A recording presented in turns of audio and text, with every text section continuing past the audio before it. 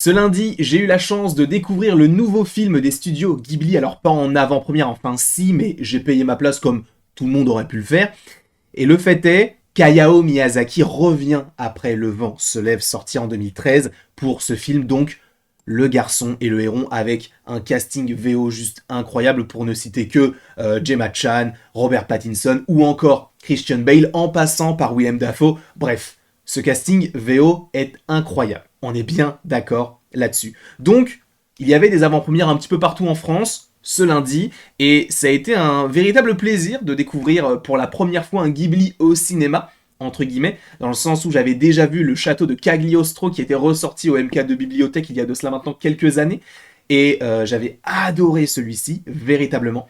Et là, Hayao Miyazaki revient, donc l'un des maîtres de l'animation, on ne va pas se mentir, et je ne vais pas vous mentir en termes d'animation, en termes d'ambiance, on est totalement dans du Ghibli, on est totalement dans du Miyazaki, mais je trouve que ce film n'est pas non plus incroyable. C'est vrai qu'il y avait peut-être une hype grandissante du fait qu'il revienne pour son dernier film, parce qu'il y a a priori une volonté derrière de possiblement continuer, que ce ne soit véritablement pas son dernier film, mais en réalité, moi je ne le trouve pas incroyable du tout, dans le sens où, visuellement, bien évidemment, c'est magique, hein, Mahito, même le petit rond, tout ça, ça fonctionne extrêmement bien. L'histoire même, surtout, c'est une sorte de spirale, ou en tout cas d'Ouroboros, le fait que on soit à un point A et on finit avec ce point A en passant par un point B, donc c'est un continuel recommencement entre gros guillemets, hein, bien sûr.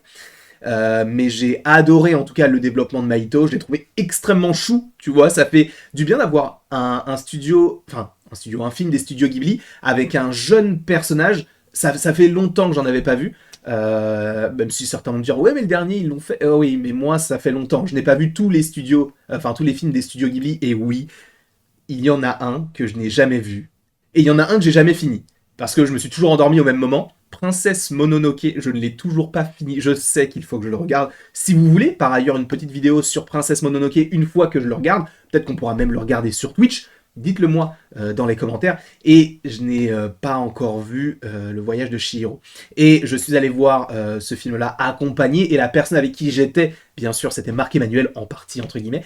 Et le fait est que on m'a fait comprendre que ce film du garçon et du héron avait des similitudes avec le film Le Voyage de Chihiro, donc que je n'ai pas vu, donc je n'ai pas forcément pu avoir toutes les connaissances, tous les symboles qui étaient disséminés un petit peu partout, et même la façon de raconter l'histoire. Donc peut-être que j'ai une mauvaise appréhension de tout ça du fait que je n'ai pas vu ce film-là. Ne vous inquiétez pas, je vais rattraper mon retard. Il n'est jamais trop tard pour apprendre, pour découvrir, donc je le ferai de toute manière cette année ou l'année prochaine, mais c'est sûr que je regarde tous les Ghibli jusqu'à fin 2025, non, fin 2024 plutôt, j'ai regardé tous les Ghibli, je vous le dis. Après, j'en ai regardé quand même pas mal, pas tous, mais j'en ai regardé quand même pas mal.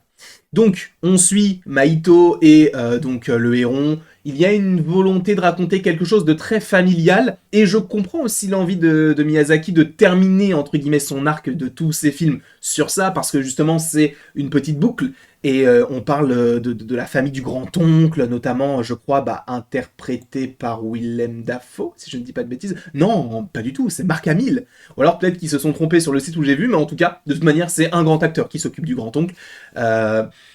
Ça, ce côté du grand-oncle est peut-être un petit peu trop prévisible, entre guillemets, mais en réalité, je trouve que ça fonctionne quand même assez bien.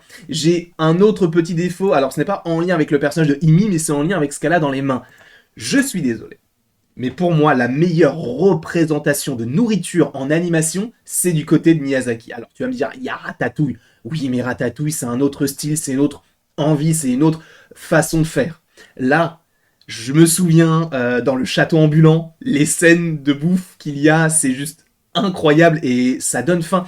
Là, c'est vrai que c'est un peu... Enfin, quand je pense à un Miyazaki, je pense toujours à au moins une petite scène de bouffe, et là, pour le coup, la nourriture est un petit peu au second plan. Ce n'est pas très grave, tu vas me dire. Il en a quand même mis parce qu'il fait une sorte de tartine avec du beurre et de la confiture. Bon, c'est mignon, tout ça. Mais c'est vrai que j'aime bien quand ils coupent la ciboulette, quand ils font chauffer le bœuf, que sais-je. Bref, il y a des petites choses que j'aurais bien aimé retrouver disons, de manière un petit peu plus flagrante dans ce film-là, mais bon, ça, ce n'est qu'un détail. Bien évidemment, il y a toujours le côté mignon, on reste dans du Ghibli, les Wara Wara, ce sont les choses les plus mignonnes que je n'ai jamais vues, et même le côté où justement on passe d'un monde à l'autre, avec le fait que du coup on ait cette petite boule, ce petit Wara Wara, qui soit entre guillemets donc l'esprit d'un nouveau-né, et donc il va finir par arriver. Ça m'a fait un petit peu penser, alors désolé pour mes rêves peut-être un petit peu étranges, mais à Soul, tout simplement. Soul, donc un des Pixar qui est sorti, je crois, le 25 décembre 2020, donc ça va bientôt faire 3 ans que Soul est sorti.